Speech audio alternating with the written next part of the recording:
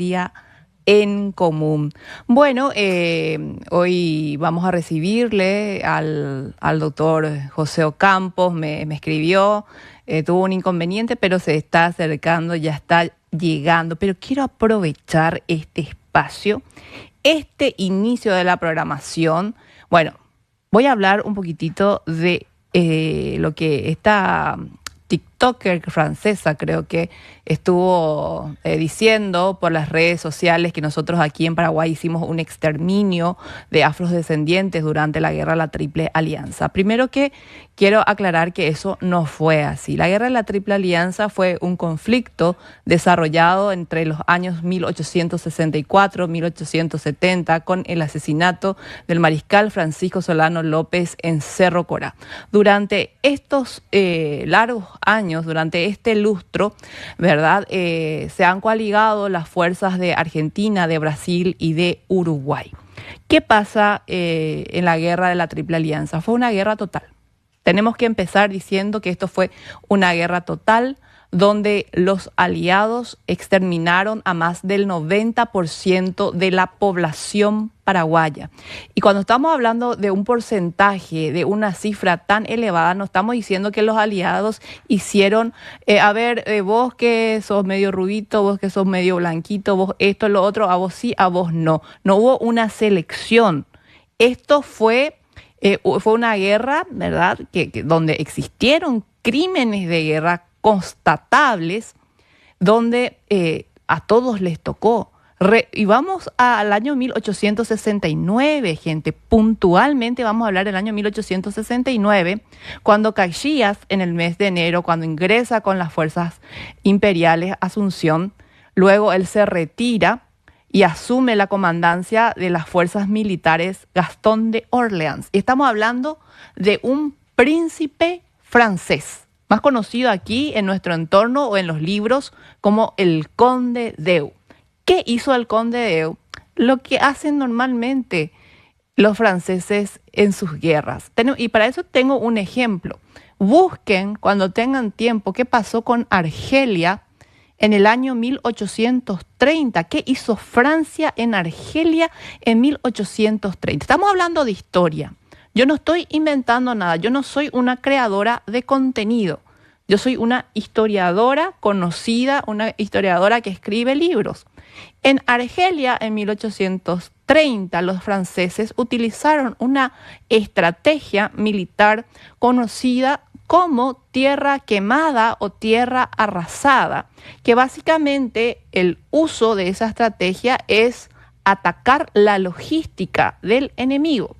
Pero nosotros sabemos que los franceses fueron un poco más allá y que encerraban a tribus africanas, a gente, y las asfixiaban con humo. Y eso no es algo que lo dice Noelia Quintana Villasboa, eso está en los libros, señoras y señores. Y para traer esto al ámbito local, para traer esto aquí a Paraguay, cuando asume Gastón de Orleans, me gustaría que la gente en TV me pueda ayudar. Después voy a hacer una felicitación porque hoy mi querido amigo Sergio de TV está de cumpleaños. Pero quiero terminar con esto, Sergio, para separar un poco los temas.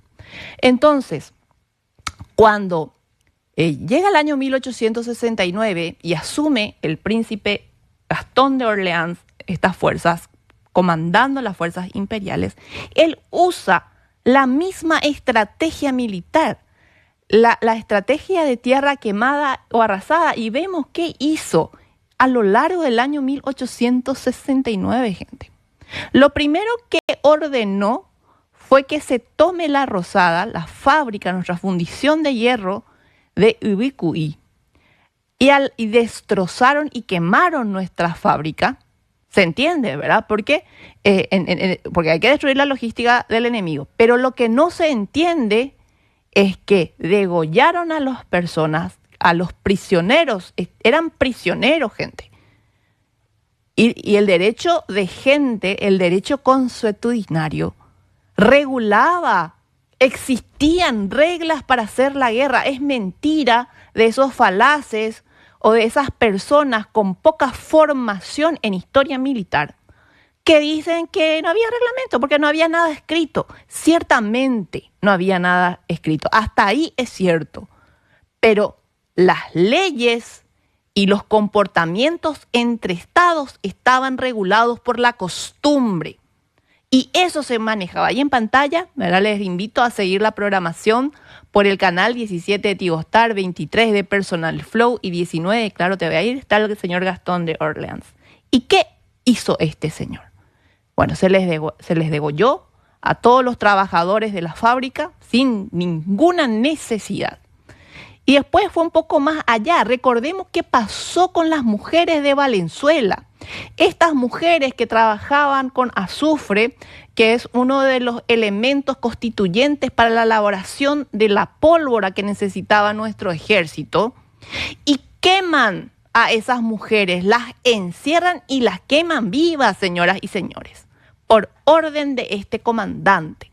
Porque en el mundo militar, señoras y señores, el comandante es el que asume la responsabilidad de lo que se ordena, de lo que permite que se haga y de lo que no. Todo está encima de su cabeza. Y eso es el mundo militar. Lo fue ayer y lo es hoy. Es así. Por eso se eligen comandantes. Bueno, y decía su propio ayudante Taunay en Paraguay, no hay muchas Charlotte Corday, pero sí hay muchas Juanas de Arco. Eso lo escribió Taunay en francés, ¿verdad? Au Paraguay, il n'y avait pas de Charlotte Corday, mais il y avait beaucoup de Jeanne d'Arc. Este francés, y lo digo así en francés, lo digo para que sepan, y hizo una analogía, ¿verdad?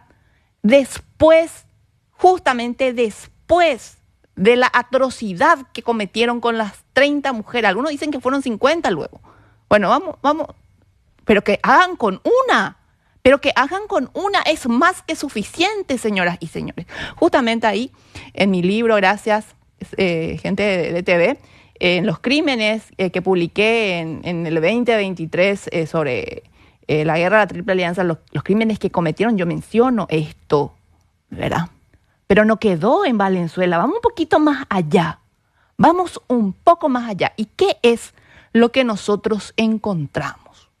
Vemos que en Pirideuy, las mujeres, ¿verdad?, que estuvieron presentes y nuestros 1.200 hombres que estaban bajo el comando del teniente coronel Pedro Pablo Caballero, la mayoría de ellos fueron degollados, los que sobrevivieron, y el hospital de Pirideuy hicieron en Ancerrona, ¿verdad?, a bayonetazos.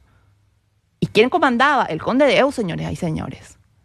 Y se quemó enfermo, gente que no podía defenderse. Ese es el legado de este comandante francés en Paraguay. Ese es el legado.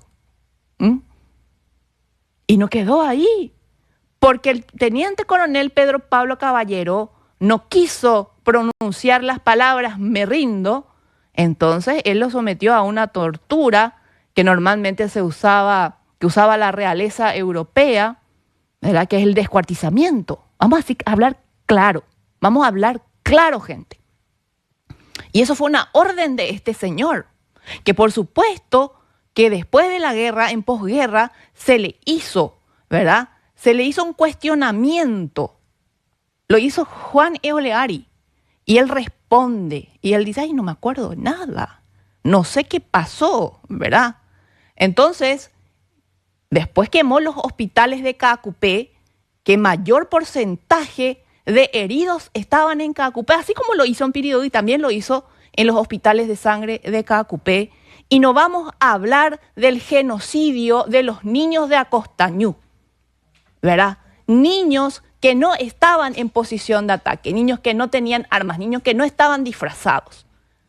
Entonces, si vamos a hablar con rigor histórico, vamos a hablar de lo que sí hicieron del territorio paraguayo las fuerzas aliadas y específicamente las del Imperio del Brasil, comandados por un príncipe francés.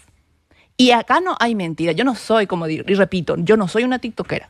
Yo soy una historiadora de carrera. Y lo que yo estoy diciendo no es un invento mío. Están en los hechos. está en lo que nosotros los paraguayos sufrimos como consecuencia de esa guerra.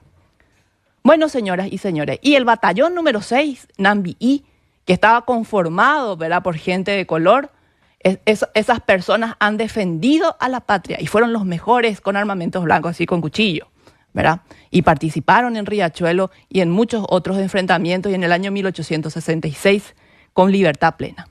Así de simple. Bueno, entonces nosotros no hicimos ninguna purga social. Esto fue una guerra total. Tampoco hicimos purgas indígenas. En la época colonial sí hubieron enfrentamientos, pero a causa de las potencias de España y de Portugal, donde nosotros éramos colonia de España. Todavía no se nos puede reprochar a nosotros o responsabilizar de cosas que hicieron otras potencias en la ex provincia del Paraguay. Nosotros podemos hablar desde 1811 en adelante. Y yo les puedo asegurar que cualquier historia